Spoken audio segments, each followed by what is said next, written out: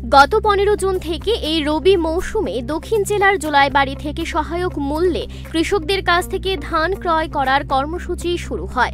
তারপর থেকে গত 10 দিনে সব মিলে 6,600 মেট্রিক টনের ওপর ধান ক্রয় করা হয়েছে।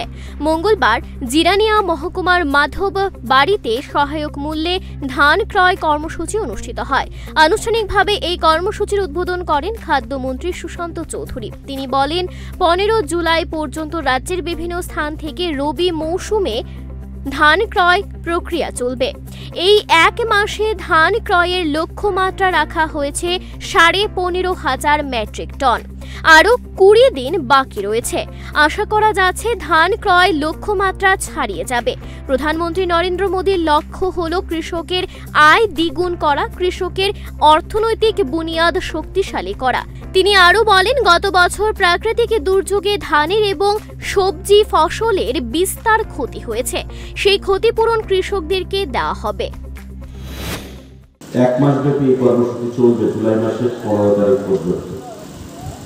আজকে 10 দিন হয়েছে, আরো প্রায় 20 দিন আমাদের হয়েছে এবং আমরা আশাবাদী আমাদের এবারকার সিজনে আমাদের যা টার্গেট, সেই টার্গেট আমরা অ্যাচিভ করব এবং তার থেকে বেশি হয়তো বা কোথাও কোথাও ধান ক্রয় কর্মসূচি সেখানে হতে পারে।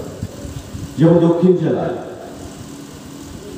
যে টাইম আমরা স্থির করেছিলাম তার থেকে কিন্তু ডেট আরো বাড়িয়ে দেওয়া হয়েছে। গতকাল সে দুটো ডেট শেষ হয়েছে। অর্থাৎ কৃষকরা ধান নিয়ে আসছে, প্রতিদিন যে পরিমাণ কৃষক আসছে সে পরিমাণ ধান গ্রহণ করা যাচ্ছে না, তাই আরো সময় বাড়াতে হয়েছে।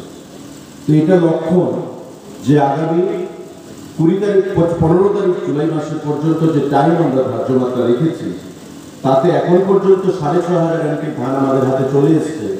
অর্থাৎ 15,000 15,500 যে টার্গেট, সেই টার্গেট থেকে হয়তো আমরা আরো এগিয়ে যাব। এটা আমাদের লক্ষ্যমাত্রা ধার্য মাত্রা রেখেছি এবং আপনারা জানলে নিশ্চয়ই খুশি হবে, যেটা আমাদের পূর্ববর্তী বক্তারা বলছিলেন যে এবার 21 টাকা 83 পয়সা রেটে কেনা হচ্ছে প্রতি কেজি, সেটাকে বৃদ্ধি করে 23 টাকা করা হচ্ছে, যেটা আমাদের প্রধানমন্ত্রী আমাদের সরকার এবার গঠন হওয়ার পর যুগান্তকারী সিদ্ধান্ত গ্রহণ করেছে। এবং যতই দিন যাবে এই এমএসপি যে প্রাইস সেটা আরো বৃদ্ধি পেতে থাকবে আমাদের দেশে। খারিফ মৌসুমের ধান আসবে অগ্রহায়ণ মাসের দিকে। এর মধ্যে প্রাকৃতিক দুর্যোগ, বিশেষ করে বৃষ্টিপাত এবং আশ্বিনের ঝড় তুফান কেমন হতে পারে তা আগাম বলা যাচ্ছে না। মন্ত্রী বলেছেন, গত বছর 18,000 হেক্টর জমির ধান এবং সবজি নষ্ট হয়েছে, অথচ কৃষকরা এখনো ক্ষতিপূরণ পায়নি।